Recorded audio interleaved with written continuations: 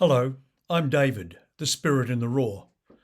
For the last 50 years, I've been receiving messages about these times and the challenges we will face in the process of transitioning from a third dimensional existence to a fifth dimensional reality. I was recently interviewed by a kinesiologist friend, Angela Skibros, here in Sydney. She wanted to know my story of survival beyond leukemia. So I thought I'd share this with you, the interview. It goes for about an hour and 25 minutes, but uh, maybe there's some insights that might enlighten you to the process of personal development and spiritual growth. Sit back, relax, and enjoy the discussion.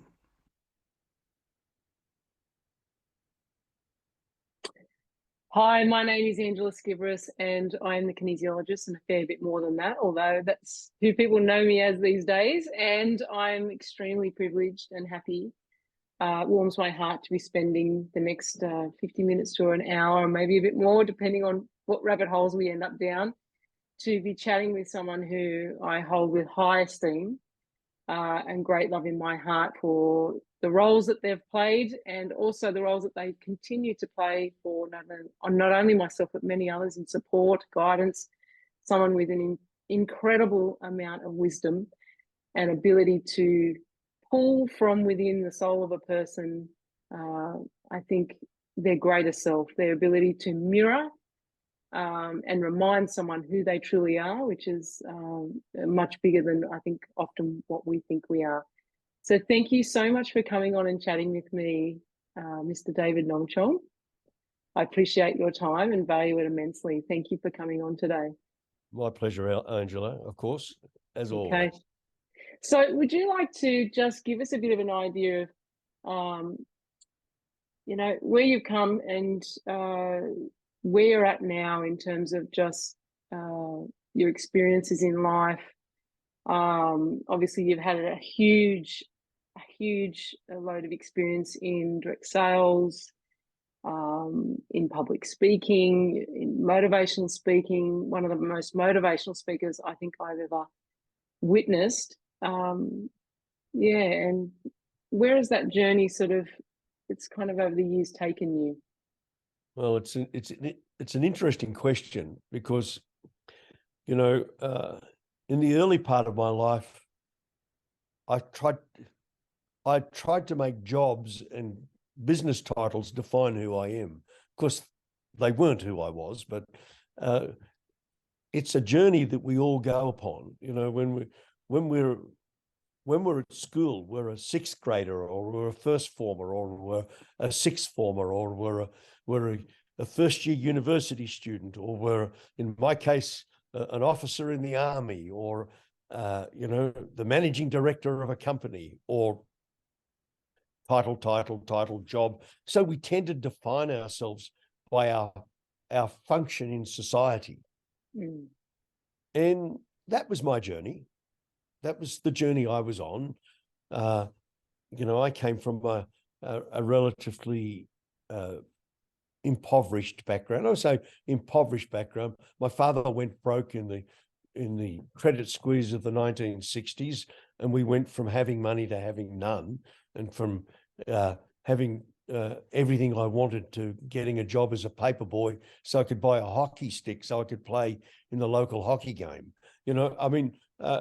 A huge transition for me, building a hard work ethic. So starting out with nothing, and then leaving home at 18 years of age. My dad gave me $20 and said, "On your way," and I left town. I went to the big city with $20. That was it. Had to make my way from there. So that was an interesting journey. I became a commission-only salesperson. I earned money by knocking on doors and selling carpet cleaning. Wow. So I was living by my wits. And it's really funny when you have a job where you only earn money if you produce a result, your thinking changes about what's important. I never made any money by turning up. So I couldn't live by turning up. I had to live by getting a result. That sort of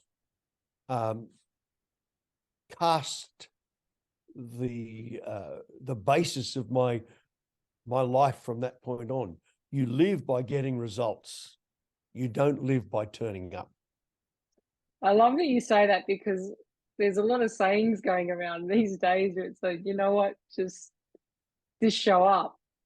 And I mean, showing up's a part of it, because some people don't even show up. So there's that. If you show up, you're a victim of circumstance and the desires of others. If you take responsibility, personal responsibility for your results, you're then in control of your life. That's the difference. And most people don't get that difference. I spend most of my life now talking to people about taking responsibility for everything that happens to them in their lives. And I mean everything. So my journey, I had the wife, the kids, the nice car, the house, and I was the founding president of the National Speakers Association of Australia, and I was about to head off to America to start my career in America as a speaker, just around the time that Crocodile Dundee was high on the vision of Americans. So I was taking advantage, and I got leukemia. Yeah, wow. And I was told, you've got less than 5 years to live. And my whole world changed. My value system changed. And then I suddenly realized, as I got sicker and sicker and sicker, I suddenly realized that my job title meant nothing. The car I drove meant nothing. The house I lived in meant nothing. The only things that were important to me was the people I love and the legacy I leave. Mm-hmm. So on the leukemia journey, they told me 5 years. What year was that, David? 1989. 1989. It's a long time past 1989. I think you've stretched that 5 years out a wee bit. So they said 5 years. And I went, oh, gee, I haven't done everything. Firstly, I've got to secure the future of my family and my children. I started making recordings and giving my children advice for when they grow up, because I didn't think I was going to be there for them. Wow. And I started to think about, what lessons do I want them to learn? What gifts can I give them now that they'll carry through their future life, so that they have a good future? And really, my whole thinking changed. And in this journey, I went through 8 types of chemotherapy. I had 42 blood transfusions. I had 4 types of radiation therapy. I had 4 bone marrow transplants. And all of the bone marrow transplants failed. I got to end-stage disease after 11 years of treatment. And in 2001, after I'd had my 4th bone marrow transplant, I was driving home from St. Vincent Hospital in Sydney. And in the journey to heal, I developed this very strong spiritual awareness about me taking responsibility and diving deeply into who I was and talking to God. And I am not a religious person, by the way. I just need to make that, but I'm a very spiritual person. Yes. So on the last day of, after my last transplant, I drove home from St.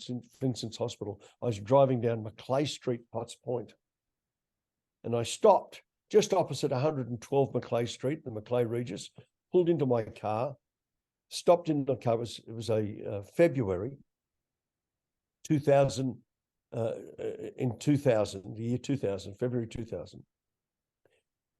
And I sat in my car, holding the steering wheel of my car, and I was shaking all over. And, I just swore at the creator. I said, excuse the French, fuck this God. I haven't been through all of this pain now to die now. Mm-hmm. I'm calling back all my energy, all my demand parts, all of my fractured parts of my being. I'm calling them all back to me right now, and I want to be healed right now. It was a lot more passionate than that, the way I said it. Okay. Yeah. I can, yeah. And then there was a few more swear words. Yeah. And at the moment I did that, however, my body started to vibrate all over. And I suddenly felt like I had this column of light come through the top of my head, down through my body, all the way down through my spine and into the ground and right to the center of Mother Earth. And it vibrated like a fire hose snaking through my body. And while that was going on, I was heating up all over. And in my mind, I'm saying something's going on here. Yeah. And then I said, or it could be the drugs, because I was on a lot of strong drugs. And I said, oh, no, it's the drugs. You're going crazy. And I thought, no, maybe it's something. And then suddenly all of these guttural sounds started to come out of the center of my being and out of my mouth, like I was releasing all the negative emotion and all of whatever was hot, bad within me was coming out as sound. And I don't know how long this went for. I was just there sort of shaking, holding onto the wheel. And I thought, people are driving by, they're going to look at me and think, that guy's on drugs. And I was, Or needs to be. just not the sort that they thought. Yeah. I don't know how long this went for, but then it stopped and I went, oh, something might have happened, or maybe nothing. Maybe it was just my mind. And I drove home. And 54 days later, I had a bone marrow biopsy, and the pathologist, who I knew because I'd been going to them for quite a few years, raced out and said, I can't believe it. We can't find the leukemia. It's gone, and it's never been back. So that was another awakening, right? That particular moment in time. Now, the journey wasn't over. That was just another beginning point, but it was a point in the journey. And again, this was about value systems have completely changed. Why am I here? What is my job? What is my role? What am I meant to do? What is my purpose? Yeah. Those were questions. And, it's to wake up, remember who I am, and in the process, inspire others to do the same. Yeah. So I became a bit of a teacher. I was always a bit of a teacher. In fact, I've always been a teacher. In fact, from my earliest days, I've been reflecting back to people what they need to see about themselves. I've always intuitively known what people need to see, intuitively. But I realized in my early life, I used to tell them what they needed to see and they would reject it. And then I realized later I had to draw them to understanding it. So I spent my life doing that. And so there was, let me give you this. There are only two reasons why anybody does anything: a good reason and a real reason. Most people tell people their good reason and don't know their real reasons. I knew both. My good reason was to inspire people to reach their full potential. That was my good reason for being. Yeah. My real reason was to understand who I am and awaken the consciousness within me. But I did that by inspiring others in the process, because as I opened up a new vista of understanding and learning, I was able to open it up in others. So it's a sort of, and then I realized the teacher is the student. The teacher's always the student. And the students are teachers. They're teaching you. They come to you to learn, but they teach you in the process. So I got very heavily, I was always heavily involved in the direct sales industry. My roles changed from sales director to managing director to CEO to founder to consultant to retiree.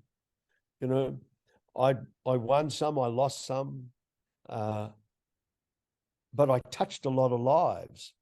And I didn't realize how those touching of those lives worked until years later, people would come back to me and send me a note. I remember I got a surprise note from this lady in Perth. And she just said, "I want to thank you." And I thought, for what? And she said, "I want to thank you for believing in me and my ability to be who I want to be." And 5 years later, I've started my own business. 5 years later, because you believed in me, I started to believe in me. And I thought, aha, the great reward has come. What? Not the money, not the consulting fees, none of that. The reward was hearing her say that she found her place, she found her skill, she found her opportunity, and she was taking action. And I felt I had a little part to do with it. She felt I had a big part to do with it. But the part was, I saw in her what she didn't see in herself. And that was that she was greater than she believed she was. Mm. If I were to give you a trick, if you like, an understanding, most people underplay their greatness. I look at them and I see what they can be. And I get concerned because they're holding themselves back. They're telling themselves they're no good. They're giving themselves this negative self-talk, or they're buying the negative self-talk of the negative talk of their peers and their social group and their environment and their family and their culture as to, I was born in a poor family and I grew up poor and we've never had the ability to be successful, so we're not. And that's right, because you bought that story. It's bullshit. It's complete rubbish. And then you get somebody who cracks that shell open and opens up and sees what they can become. And once you expand a mind, once you learn in language, when you learn a new word, you learn a whole series of concepts that go with that new word. Mm. You can never unlearn it. That's right. Well, it's the same with expanding your inner knowledge and knowing. And once you learn something, once you have an understanding, once you get a piece of enlightenment, once you have an enlightened consciousness, you can't go back. Once you see the propaganda for being propaganda, you can't unsee it. It's there, it's done. And therefore it never has a hold on you. So the propaganda is what you were taught at school, what you were taught by your peer group, what you were taught by your work environment, what you're taught by your training. All of that's propaganda. That's right. It's somebody else's value that you accept until you change your mind. What you've got to realize is that you're in control of all of it. And if you just turn up, you're the victim. Mm. I'd be interested to get your feedback on. I know in my work as well, I call myself a kinesiologist, but I don't necessarily think that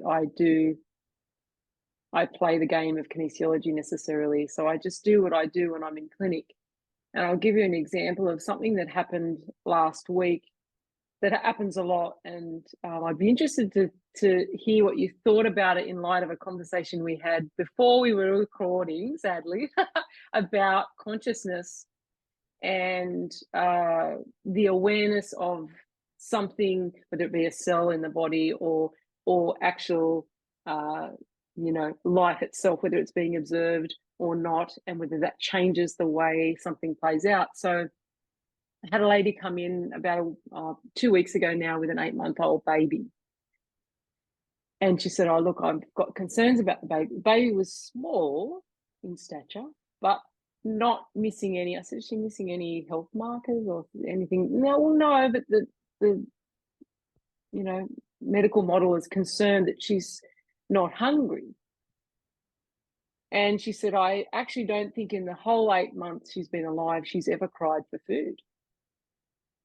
And that's quite unusual. And she is a little bit smaller, but she's not unhealthy. She's fine. She just refuses food for the most part. She'll have a very small amount and then she refuses food. And so where the session ends up going is, and I'm just using the signposts that I can use within my realm, right? And it goes to genetic. I said, well, this is not hers. It's got nothing to do with her experience. What relationship do you have with food? And she said, oh, I have a terrible relationship with food. My father was literally psychotic, and he would, it would ramp up at mealtime. And he would place down in front of myself and my brother meals that were far greater than we could eat. So we were set up to fail. And then when we wouldn't eat every scrap on the plate, he would then proceed to abuse their mother. And we'd come to up until 9 or 10 years old when her mother finally decided that wasn't going to happen anymore and they left. Her mother would, when he would turn his back, hide the food in her clothing so that he would think that they'd eaten it. And she said it went on to the teenager once we moved out with other family members, we had family members that were like, eat, you've got to eat. And the whole rule around you don't leave the table until you've eaten every bite. Because I think we all went through that one as kids. Like I know in my generation, we all did have that one, a lot of us. And she said, and I might even be hungry, but I would refuse it for the principle that you will not force me to eat. And then it went back to womb time. Not her womb time, but the baby's womb time. And she said, well, that's interesting you say that, because at the last 3 or 4 weeks when it was viable and everything was fine, she could be born. She said, my placenta stopped providing food for her completely. And they had to induce the baby because her placenta stopped providing the nutrition. And she said, and my milk refused to come in. I said, what decision did you make way back when, you finally got out of that programming around what your father was saying around food and being forced to eat? She said, I said to myself, I will never force my child. I'll never be forced, and I'll never force my child to eat. But her body, like I'm wondering what you're thinking. So we literally do this. She had the baby sitting on her lap. Now, normally you can imagine there's all these techniques you can do, tweaking and pushing and prodding. We did one little set of eye modes, tracking, and the baby did the eye mode, which blew my mind. I couldn't even tell you what the eye mode was. Around releasing the belief system of being forced and having a relationship with being forced and food. And I had a text within 24 hours from that mother, and she said, the relationship my child has with food has transformed. She's now hungry, enjoying food, receptive to food. I don't know what happened. And literally not much. Like little, but considering the conversation we just had around observing, is it possible that the minute because she had no conscious connection to any of that information I've just told you. Obviously, I guided her to go, what happened here and what happened there, and we pulled it all together, and she said, oh, yep. My God, I never saw it like that before. And I said, and she's just doing your program. You will not force me to eat. Well, if we look at quantum physics, Mm. okay, you create what you observe. And therefore she was creating what she was observing. Her belief system was creating this. You changed her belief system, which changed the creation. So that's how I would see it. Yeah. Okay. And of course, the baby would still thrive either way, because it, as its own conscious being, says, I can thrive on whatever I've got given. I will adjust. I'll have a smaller body, but it'll thrive on what I get. Yeah. So the baby was fine. Baby was fine. Okay. Because its consciousness was observing, I'm going to be fine. Mother was putting a restriction. Her belief was creating what she was observing. That's how I would put it, because I'm back to this whole thing. You are responsible for everything that you observe in your world, in your reality, in your creation.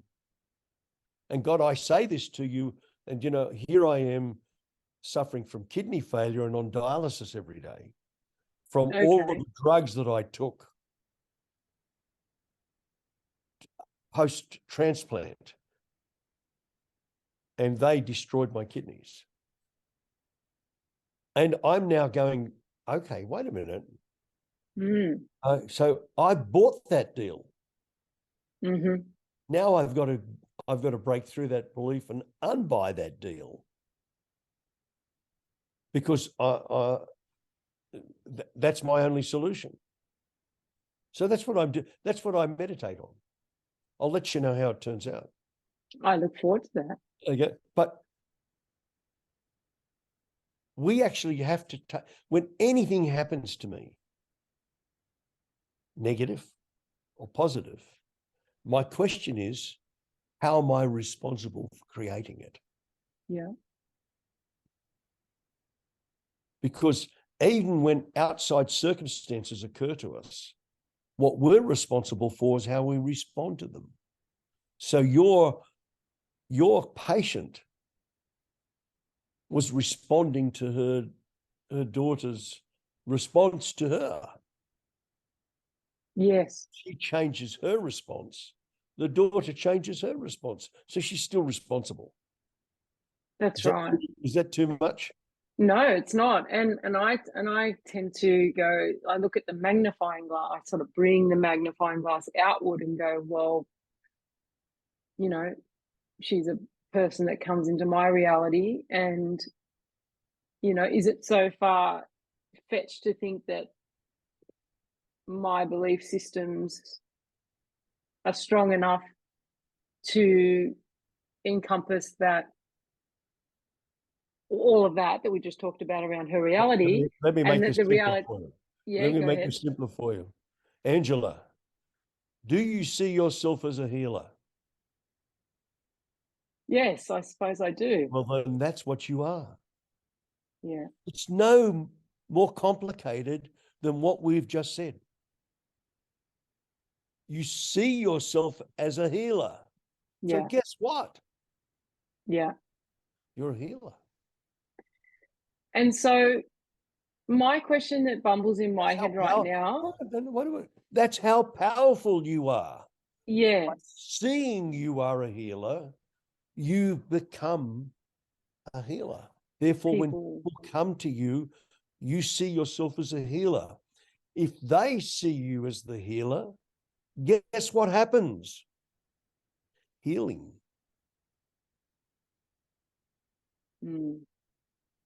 This is very powerful. Yeah. You are very powerful. That's actually the point I want to get to. You are powerful in your belief of your ability to heal, and therefore it heals.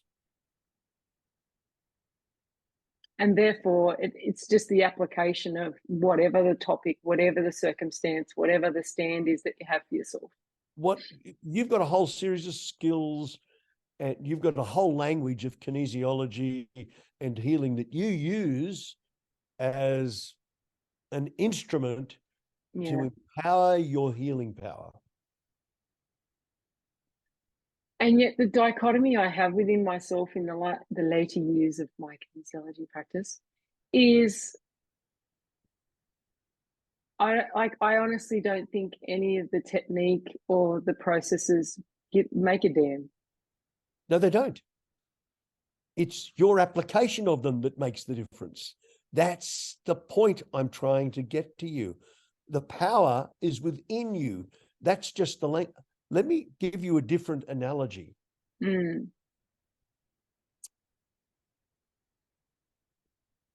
You're a musician. Yes. Correct? Correct. Can you read music? Yes.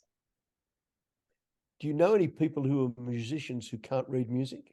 Yes. And play beautifully? Yes. What's the difference between the two?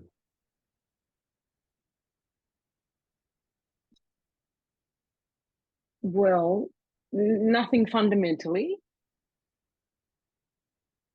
And something.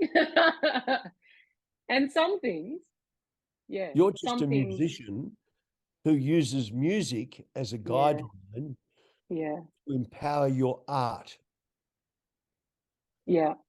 Somebody who plays music by ear doesn't have your instruments of written music, but they can listen to it and still play the music. Well, it's funny because when I learnt, my first instrument was flute, and I grew up in a country town that didn't have, at the time, we did have flute instructors come and go, but they came and went. And so I actually mostly taught myself. Obviously, I learnt to read music along the way, but I taught myself by listening endlessly to tapes of James Galway. There you go. Right. And so I just sat in my room and listened to Annie's song or whatever over and over and worked out what note it was, and then learnt it and played it with him. And as time went on, I only knew that I was good when I couldn't hear myself anymore. So against him. Let's come back to kinesiology. Yeah. All the kinesiology techniques are like written music to help you play the instrument. You're the instrument. That's just the sheet of music. The instrument, you can play it with the sheet of music or without the sheet of music. Yeah. Still get the result.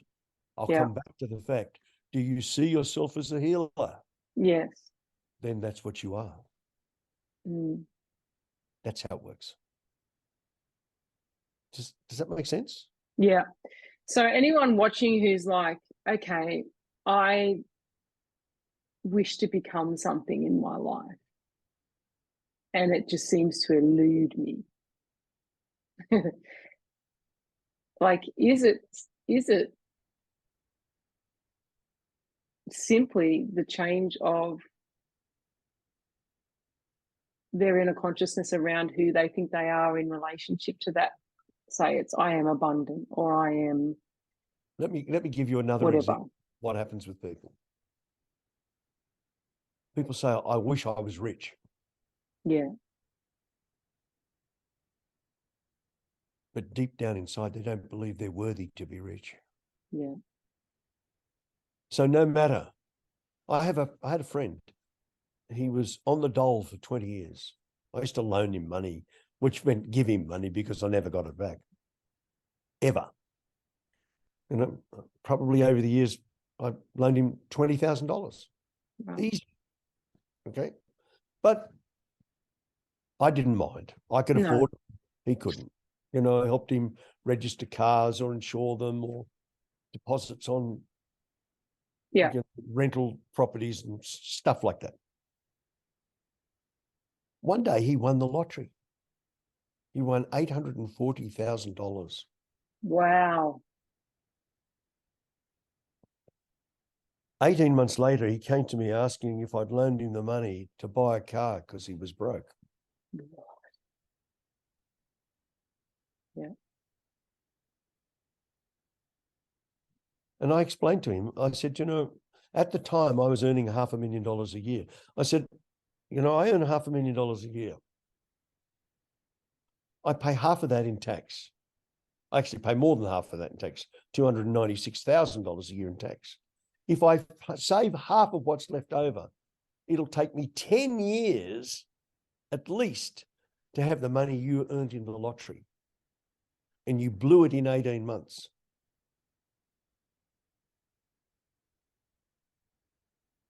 What does that say about his consciousness and responsibility? Yeah. I said, I won't loan you, I won't give you any money because you don't value. I would value it differently because I'd see it as 10 years of savings. You just saw it as money to blow. And that's what you did with it. And at the end of 18 months, had nothing of substance to show for the 840,000. Nothing. Didn't even buy a house. Nothing.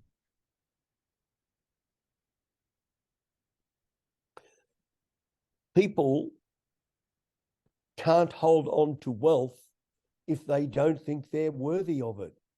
They are responsible. It'll slip through their fingers.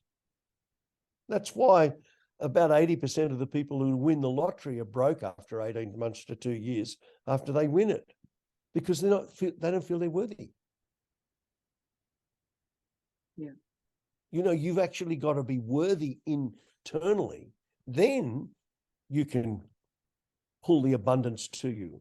And then the question is, how much is enough? That's right. How much do you really need? See, a lot of people want wealth just to prove to other people that they're worthy. But if you just prove to yourself that you're worthy, then you don't have to prove to other people you're worthy. And when you don't have to prove other people are worthy, the house you live in is the house you love and you're comfortable with. The car you drive is the car that makes you feel comfortable and safe. The job title you have is the job title of what you see yourself as, not how you want other people to see you, not what other people think of you, not what your family thinks of you, not what your peers think of you, but what you think of you.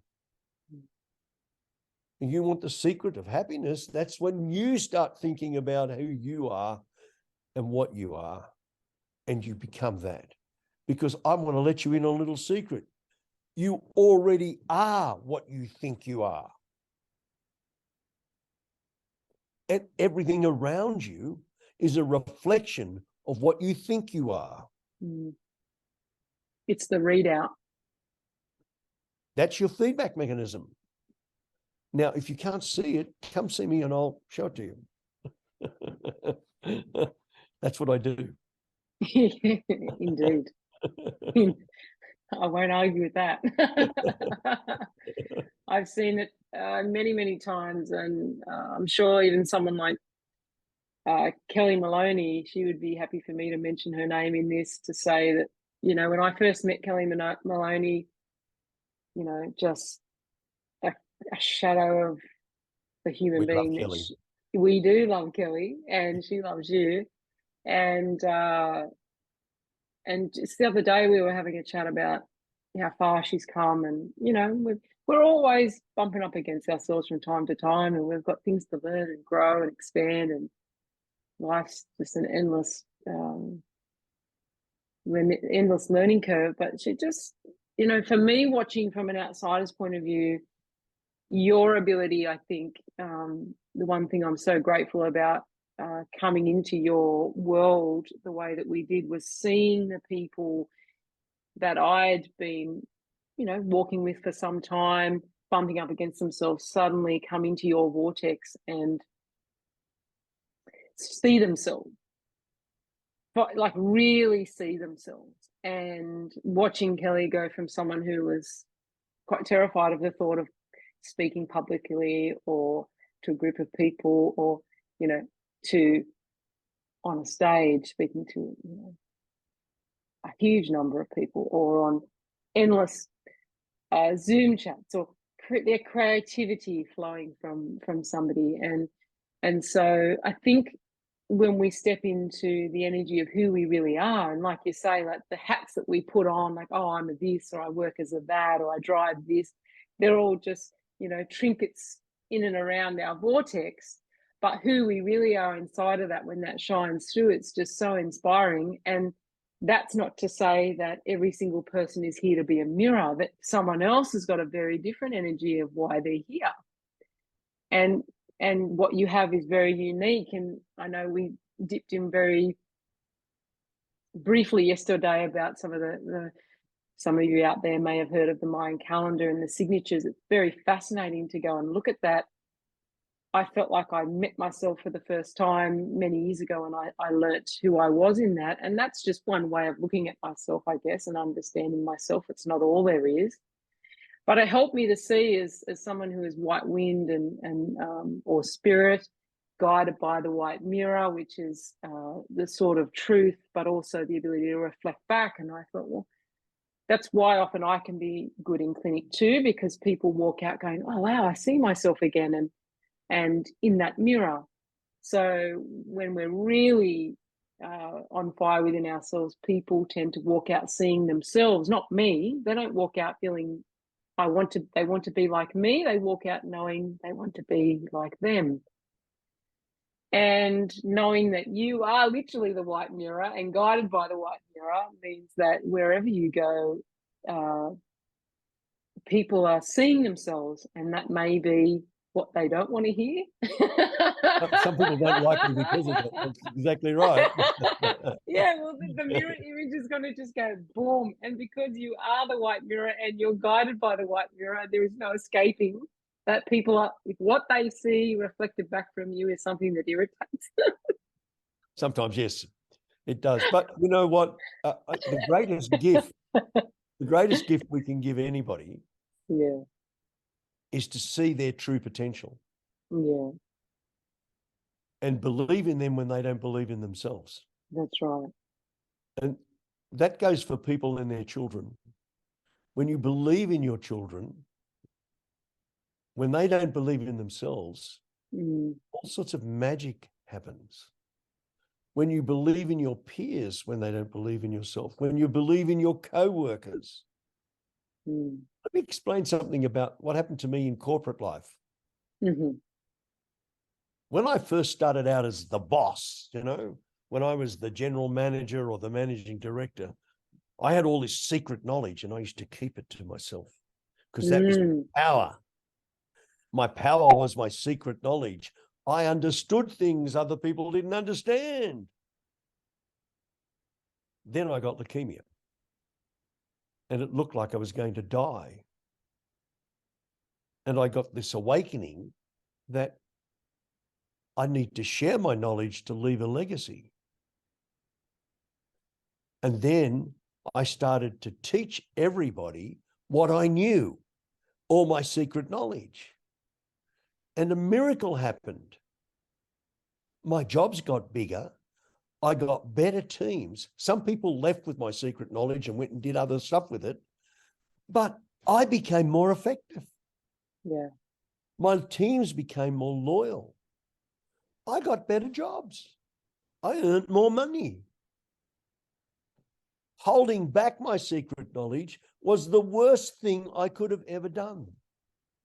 The best thing I did was training, inspiring, and motivating my successors and constantly looking for successes. That's what I did. And when I did that, my whole corporate life changed. Now think about that in the context of life. Well, it's like, I think it straight away ignites in me this whole concept of, like, people love to be seen. If I hear one thing that people endlessly come into clinic, and like, I just don't feel seen and I don't feel heard. I don't feel seen and I don't feel heard or appreciated or whatever. But those two, I don't feel seen and I don't feel heard. And I think if I look at that from a macrocosm, it's like, as soon as somebody feels seen, then they expand. And I don't even know how to quite put my words on this, but it comes back to that science we were talking about earlier about quantum stuff. You know, What you because observe, you were what you seeing them, experience. yeah. So were you affecting them or were they affecting you? Well, it doesn't matter. Yeah. This is the keys. It doesn't matter. What matters if they're in your area of influence. If they've come to you, Yeah.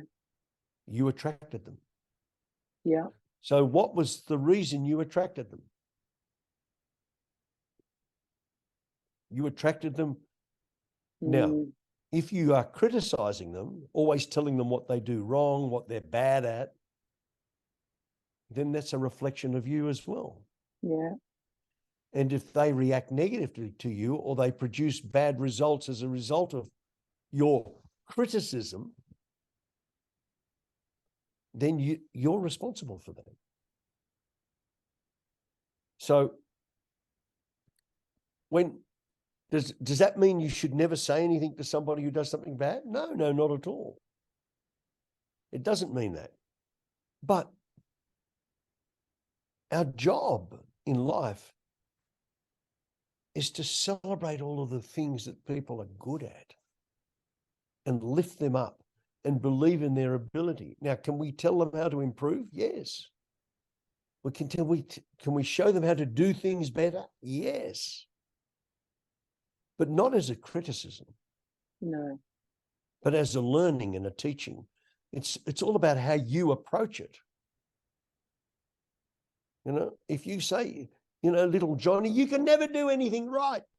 Johnny will think he can never do anything right. You're programming. That's right. That's right. But you could say, Johnny, you did that well, but let me show you how you could do it even better next time. Yeah. Yeah. People don't feel attacked or belittled or. Then he's not attacked. He's enlightened. Yeah. So you are responsible for how you react to others.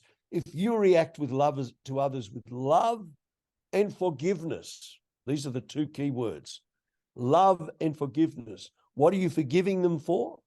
Disappointing you, doing it wrong, being an idiot, whatever.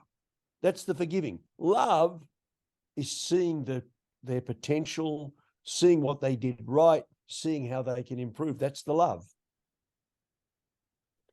Because everybody's got this television screen in the center of their forehead that only the person you're talking to can see. And it transmits true intent. We'd call it the third eye. It's a transmitter and a receiver. And it's transmitting your true intent. I talked about two reasons why anybody does anything, the good reason and the real reason. Well, it only transmits the real reason. And if your belief system is negative, if your belief system is depressed, that's what you'll transmit. If you transmit illness and defeat, that's what you'll transmit. That's what, you'll attract those people around you. People say, why am I always attracting these idiots? Hello?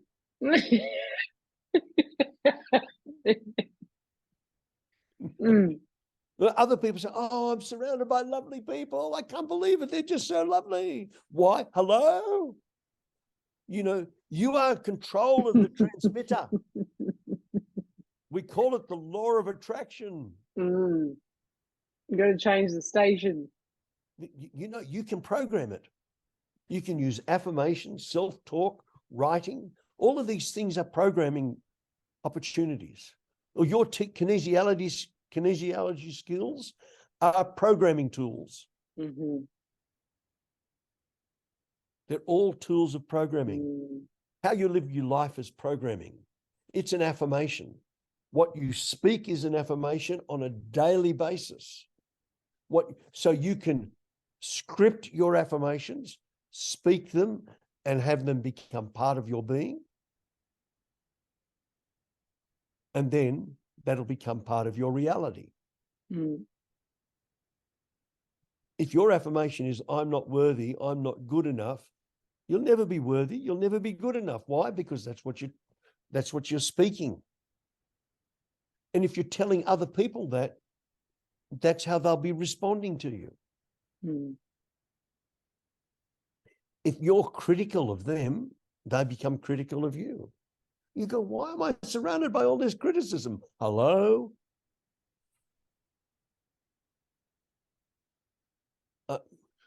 You know, invariably, I try to boil all of this stuff down to very simple things,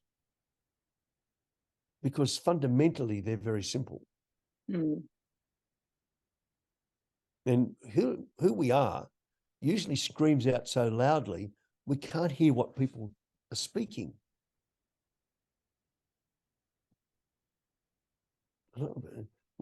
When you see a Karen, I need to speak to the manager.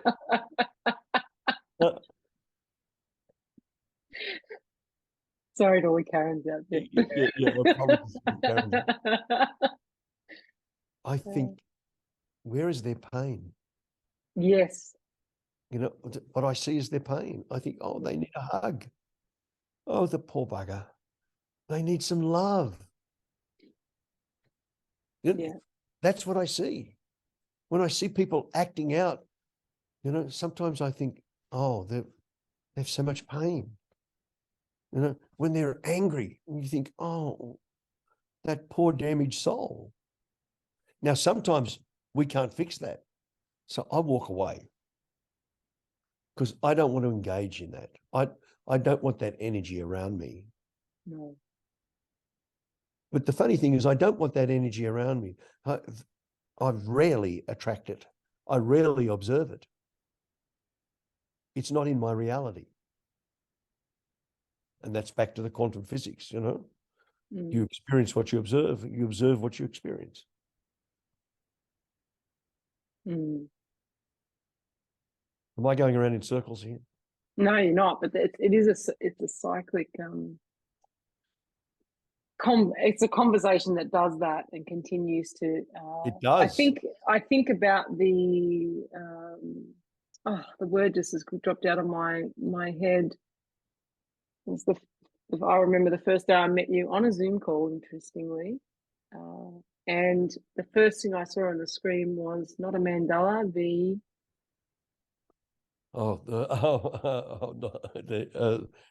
Mendelbrot. the Mendelbrot. The fundamental And shape of the universe. right. Mm. And I knew whatever game you were up to at the time that I would be a part of that game, like a big flag. So, but I think about the Mendelbrot when you speak like that, or when we have any of these conversations, because just when you think and it comes around and you go, there's another layer of the onion skin, that's followed by right. another layer of the onion skin. That's what our journey on this planet is about. Peeling off the onion layers to see what's below. Mm. That always reveals something below that. Mm. So as you go in, when you meditate and you go in and you're touching an emotion, when you experience that emotion, there's another emotion underneath it. And when you experience that one, you find another one underneath that. That's how you open it up. Mm. So if you're fearful, you go into the fear. If you deny the fear, it will keep coming up and hitting you in the face until you go into it. Yeah. And life will keep showing up in that whole concept of what you resist persists in your reality. The more that you resist it, the more it persists. And I see that a lot. I recently had I have a client actually who long-standing client, long time. We've been working together. And that's where this Mandelbrot idea or the onion skin, some people might think, oh, well, you mustn't be a very good kinesiologist if you've been seeing someone for 10 years. But I'm not seeing her because there's something wrong. Now you're peeling off the layers. We're peeling off the layers. And there are people that come and we do the work and we get the result, and you might only see them 1 or 2 times, and that's fine. But there are some people who just they want to keep peeling away at at the layers of consciousness and awareness, and becoming lighter and lighter with every session and every new awareness or aha moment that you walk out with, just maybe a couple of thousand more bits, because we only perceive so many bits, and yet there are millions of bits of information that are coming through our consciousness at any one piece of, and we're only going to perceive the bits that our particular subconscious program believes to be true. So there could be all these other bits, like you're talking about, perceiving life like this, and it's wonderful, it's abundant, and yet that's not been my experience. So my consciousness doesn't pick up any of those bits. It just picks up the bits where maybe, oh wow, that looks dangerous over there, or how do I, whatever.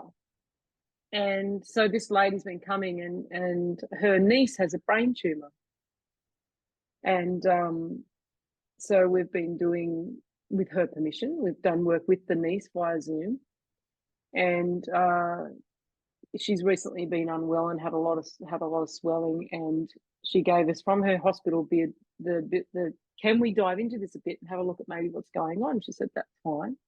This may be a little bit out there for some people, but it's what we did. Anyhow, and this may sound, oh, well, of course that would come up, but we went down into what was happening, and the primordial fear of death came up.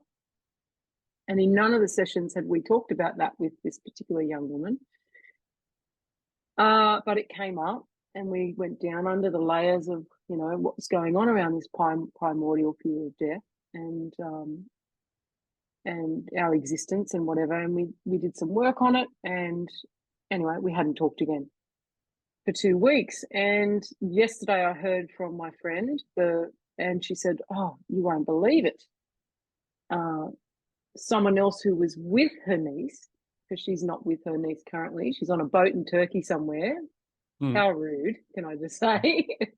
But anyway, she said, oh, my other niece has called me to say that she's been with the one with the brain tumor. And she said they were just lying together on the bed, just being together, not talking about anything at all, just lying there. And she said, and out of the blue, the lady with the brain tumor turned and said, I don't know why, but I'm not afraid to die anymore. Just out of nowhere. And of course, she relayed that, because then this other person comes back, she goes, that's what we just worked on, this whole thing going on, and all of her swelling is coming down, and she's feeling a lot better. And so who knows? I mean, I know that the end game doesn't necessarily mean that someone lives. My own father taught me that harsh reality. But that's a different issue. The fear of death is, once you take away the fear of death, then it's the joy of experience of living. Yes. You see, a lot of people do things based on their fear of death. And I had to face that fear of death. Yeah. I was in the ICU on a respirator twice. Yeah.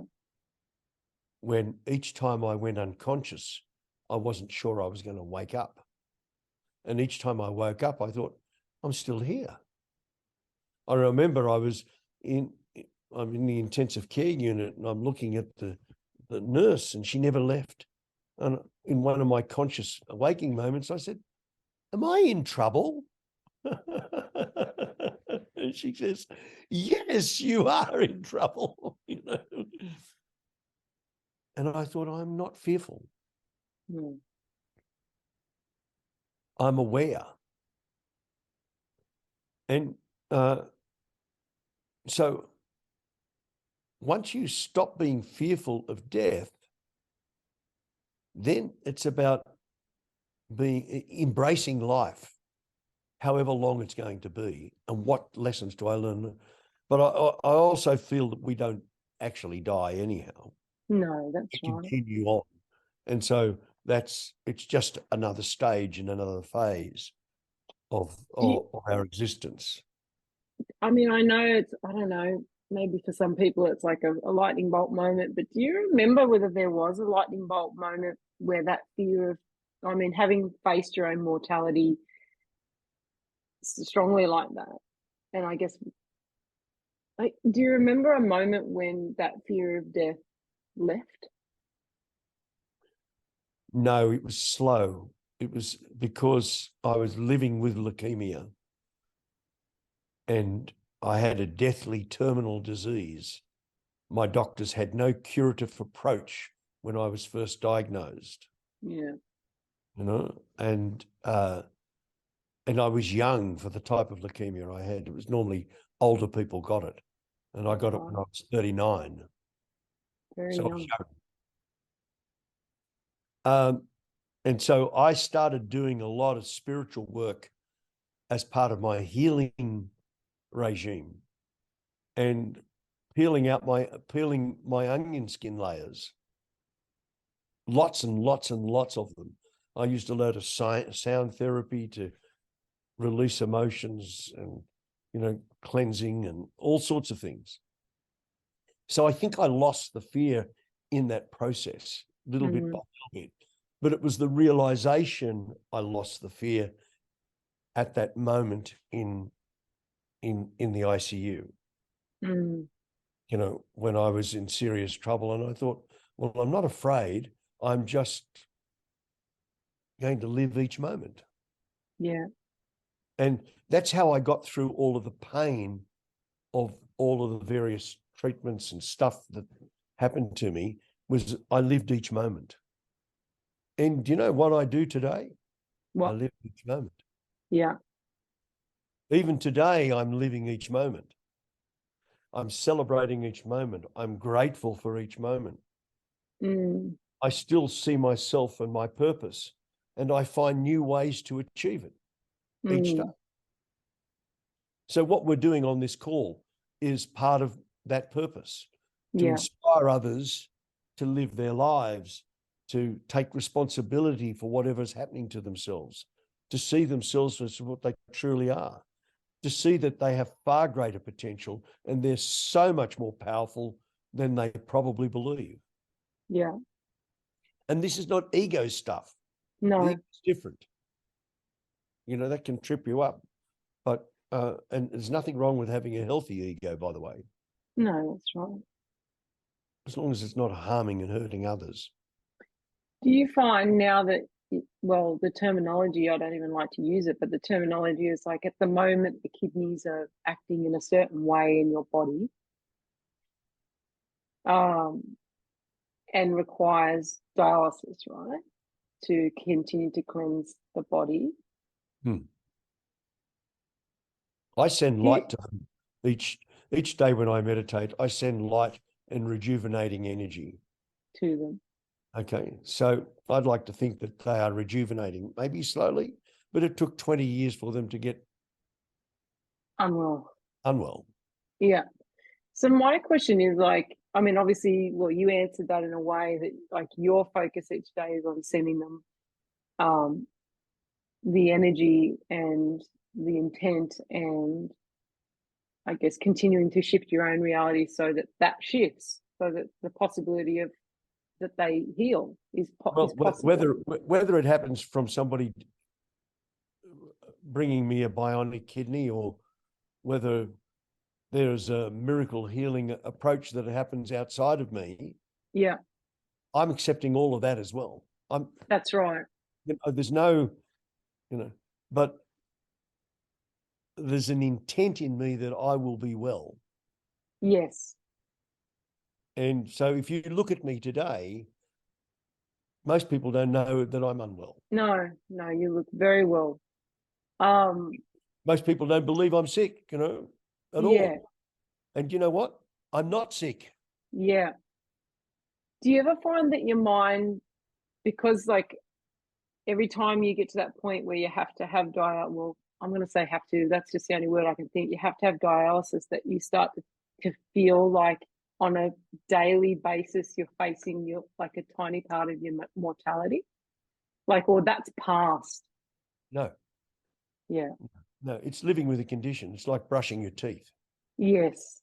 It's like, for someone who's had a thyroid. If you live life without brushing your teeth, you'll have bad breath and your teeth will fall out of your head, and you're responsible for that. Or you could brush your teeth every day, twice a day, better, 3 times a day, even better. That's what you could do. You're in control. Well, I have to wash my blood. Yeah. It's called dialysis. It's peritoneal dialysis, so it happens in a particular way, but I need to do that every day. That's fine. It's like brushing my teeth. Yeah. I just do it every day. And, I live a normal, relatively speaking, normal life. I mean, there's some restrictions on travel and things like that, but that doesn't bother me because I've traveled the world. I've lived and worked in 11 countries. It's not like I'm deprived. No. I'm grateful. I'm Yeah. surrounded by gratitude and love. I'm surrounded by gratitude and love. So because of that, I have a really nice life. Yeah. And I don't actually Think about it. No, I mean, even when I go and see my doctor, I go and see my doctor on a regular basis, once a month, for full checkup. Although I bounce in there, yours looks so well. And that's because I am well. Yeah. I just brush my teeth every day, if you get the analogy. Yeah. Okay. I don't go, oh God, I'm sick, because I'm not a victim. There are some people out there, they're victims of their disease or their dysfunction, or they're missing a leg or an arm or a tooth or an eye, or a soul. I'm sorry, but some people are missing souls. It's true. But they're missing something, and then that's their reason for the life being terrible for them. And so that becomes their reality, Angela. Well, what occurs to me right now, actually, is maybe we're living in the miracle. Well, we are living in the miracle because guess what? My father's father, who was a farmer in Ugara, he died of renal failure. And why? There was no dialysis. Yeah, there you go. He just brought in the last. Dad knew about a week before he was going to die that he was going to die because he walked out of the wheat field and said, boy, you're going to have to finish this one. And that was it. And 2 or 3 days later, he died. Literally, he pulled wheat off and took 2 or 3 days before he died. But it's miraculous that we have the technology the way we do now that I do it at home. I don't go to hospital. It's amazing. There it is. And I have a machine at my daughter's place in Sydney. So if I want to go to Sydney, I just plug in there. Wow. All good. Done. And that's miraculous. I mean, some people, I do know an Aboriginal elder who goes once every 3 days and he has to go into the hospital, and it's quite a big deal. Yeah, it's a deal. It's a big deal. If you do hemodialysis, I mean, it's 4 to 5 hours, 3 times a week. And you've got to travel to the hospital, travel back from the hospital, and it wears you out in the process. So you need a day to recover. That's right. And I've been through that, so I know what that's like. Yeah. But these are all, I have this famous saying, they're minor inconveniences. Okay. And I wrote a book called Leukemia, A Minor Inconvenience. I'm hoping there'll be a second edition. because it's how you approach it. You could lose your leg in a car accident, and that could be, oh God, I've lost my leg. Or I live with a leg missing. You meet people who've got no arms and no legs, and they still are amazing.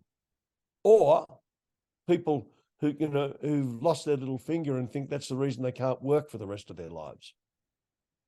This is all about how you think and your consciousness level, and taking personal responsibility for your life. When we take personal responsibility for the life we live now, you can be grateful for everything that you've got.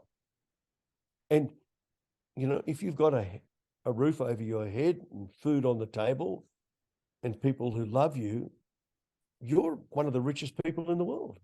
That's right. And chained in your pocket. You know, when I worked in Indonesia, there were 10 million people living on the streets of Jakarta who lived on less than 40 US cents a day. They lived on the edge of open sewers, and they lived on 1 cup of rice and a cob of corn for a whole day. And they worked for a whole day to be able to buy that. And if you got sick, you died. That's poverty. Anything above that is enormous wealth. If you were those people and they saw how the homeless live in Australia, they'd think that they were rich. It's all perception. That's right. You know, people go out and take drugs to drown their perceptions. How horrific is that? Sad. Well, but if we're going to have a new world, if we're actually going to ascend to this new world that we're going to go to, we've got to lift our consciousness up. We've got to lift our vibration up. We've got to lift our being up. And we've got to take personal responsibility for the life we have now. And we've got to start choosing who we associate with, how we think, what we read, what we eat, what we watch, what we speak. All of those things impact our vibration and our consciousness. If you lift your consciousness, you'll live in a new world. Literally. Literally. So, you know, my job these days is fundamentally to inspire people to raise their consciousness, to become enlightened, and to build a community of enlightened spirits who are there for each other with love and forgiveness, not with criticism, not with one-upmanship, not with ego. You know, if we could all telepathically communicate today without any filters. In other words, we always saw your true intent, what's in your heart. We would only have communities of like attracting and living with each other. Desperados, thieves, and manipulators, they'd all live with each other. Why? Because that's what they'd see and that which they'd be attracted to. And their skills and intent would not work on people of pure heart because it would be seen. You know? And when somebody can't deceive you, then you would speak to them in truth. And when you speak to people in truth, they'd see that you, like them, want love and forgiveness in your heart, because that's what most people want.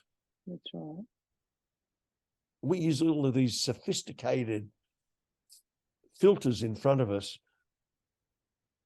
to protect ourselves for fear that we'll be damaged if we show people our true being. But our true being is a loving light for most. There are some negative beings out there where their heart is black, and we need to avoid them. Mm. Don't think that they aren't there, they're there. Yeah, they are. Okay, they are there. I'm going to tell you a little story. Okay. When I was in St. Vincent's Hospital after a certain event I'd had, and I was in a ward with another transplant patient. His name was Glenn Williams. He's passed now, so I can use his name. Glenn was in the bed next to me. And while I was in there, I was on morphine, I was on drugs, you know, wasn't well. He had you know, the blue curtains, I call them, of silence around his his bed with a big sign that said, "Do not disturb." And while I was in there, 2 doctors came in to see him to tell him that there was no more they could do for him and he was going to die within the next 2 weeks. That was the news they gave him. And he was one of Dr. Victor Chang's original heart transplant patients. But he'd lived for 16 years with his new heart, but now everything could start to fall apart and he was on his last legs. These doctors came in and told him and then left him. And he was sitting behind these blue curtains, sobbing, just miserable. And even though I was in a drugged state, I felt compelled to go and talk to him. So I got out of my bed with my Drip thing. wheeled myself over, and I said, "Do you mind if I sit with you? Or would you like me to sit with you?" And he said, "Yes, please." And so I held his hand and I said, "Well, tell me about your life." And he started to tell me his regrets. I said, no, don't tell me about your regrets. Tell me about the things you love in your life. And he sort of said, I love waking up. He lived in the Blue Mountains. He said, "I love waking up on cold mornings, snuggled under my doona, my mum bringing me a hot cup of tea." And, there's stuff like that. And we just talked about that. And I talked to him about his journey because he was going over to St. Vincent's Hospice. And I just said, I just wanted to be here for you. But while I was doing that, I noticed something. I noticed this dark energy that left his arm and jumped onto my arm and attached to my being. And I was too unwell to get rid of it at the time. And I could feel it attached to me. It had been attached to him for a long time. It was sucking off his dying energy, but it knew he was dying and it jumped onto me. And I went home and I spoke to a spiritual healer, a friend of mine, and said, "How do I get rid of this thing?" And they said, "Well, why don't you go to one of the elements in your backyard, one of the rocks, and ask them if they'll accept that entity?" So I did that. And the elements in the rock said, "Yes, we'll accept it." So I cast it out and I saw it out of my arm and go into the rock. Then I started to heal. Now, you might not believe that that's true. I do believe it's true. That's true. And we've got to be careful. We've got to keep our bodies clean and clear. We've got to surround ourselves in white protective light. We've got to wash ourselves constantly and make sure that these entities do not attach themselves to us, because they can and do. Would you like to hear my story? Yes, please. So this is many years ago, early days for me, when this was not like I went out of my way to have this experience. It just happened. So I had a very, very loyal long-term client who worked in child protection. And not that she would go into, obviously she couldn't go into detail of things, but she would need weekly support because part of her role was removing children from extremely abusive, heartbreaking situations from, all ages. And I remember her coming to me one night. We lived in North Richmond at the time. And at the time I had this brown cupboard with books on it. And I'd bought in a really large glass. I had these green glasses that were really thick and they were big. And I bought this glass of water in for her and set it on the bookcase. And she's on the massage table, and we got to talking about a particular client that she had who was probably pre-teens. And she said, oh, I'm just blown away. I'm just kind of unnerved by this particular situation. I said, oh, well, what happened? She said, well, I went to visit them. They're in a psych hospital. And she had her thoughts about it for a little while, that it was not just he was unwell and abused, that it was more than that, something similar to what you've just described. But how do you prove that? And it was just her thoughts. She said, I've just visited them in a hospital, and his voice changed while he was in the bed as a child to become a man's voice. And the reason why he was in there was because he was, wanting to harm people. And anyhow, I said, oh, gosh, I dare you'd say the word, some type of entity Possession. or possession, right? And this was not my world. It's not like I went out of my way to go, I bet it's this. It's just where we start. And she was a very professional, not uber spiritual person, very highly educated woman, probably in her 60s at the time. She was didn't take fools easily. She was a very educated woman. And she said, I truly believe that, Angela. And I said, and I felt a shift in it. It was like it became icy cold in the room. And I said to her, your muscle testing is just off. What is going on? I said, I don't feel like I'm muscle testing you anymore. Like, this was my first experience of this. Some people might find it outside their realm of normal, but I said, something's not right with your muscle testing. And I just intuitively said, who's here? And are you related to this person, this young person? And the glass behind us, we just heard pop, right? And water dripped down my bookcase. A whole large glass of water dripped down the bookcase. And you could hear this buzzing in the room. And Wow. we were wetting our pants, I can tell you right now. And I'm not religious either, but I can tell you right now, I started to try and recite the Lord's Prayer, I can tell you, and I couldn't get it out of my mouth. I couldn't even open my mouth to say certain words in that prayer. We got through it, and I just called in all the loving, light-filled assistance that we could, and basically requested that this thing leave this person. Nomchong or Stephanie Zeiser. It's all right. Go right ahead. And anyway, everything settled down. The energy in the room settled down. I mean,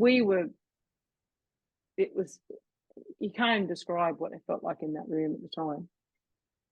And we're both thinking, I mean, you can't believe that it could be a coincidence that just as we go, who's in the room, what's going on here, and next in the glass. So I went and picked up I have a glass here, and where it connects, you've got this large part at the bottom that connects to the glass.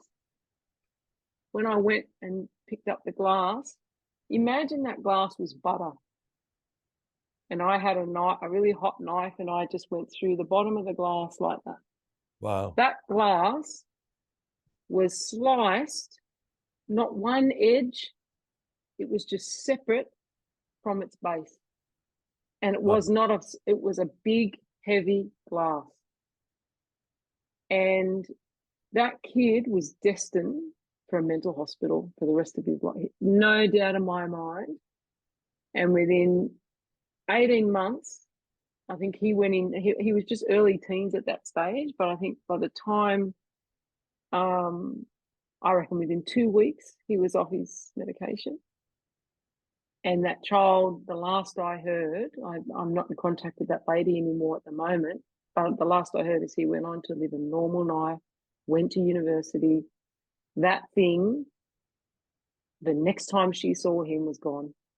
He was like a completely different kid.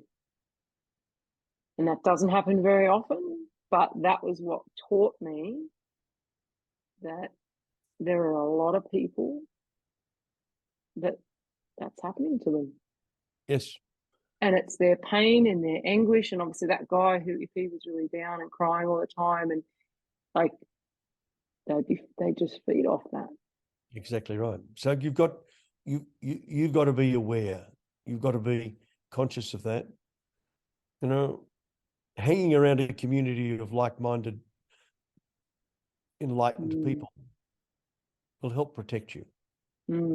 You're going to find that I'm having a conversation with a really fun. He's not always. He's fun, but his name's Jerry. He's I think he's a psychiatrist. I'll have to double check his qualifications, but 40 years in psychiatric hospitals and jails with psychiatric criminals. And his experiences like that. He's chatting with me at the end of July about his experiences. You'll really find him fast. He's amazing. Yeah, Now, really cool. Angela, we have We been on must. for 2 hours. I think So I better neither. answer some of my phone calls.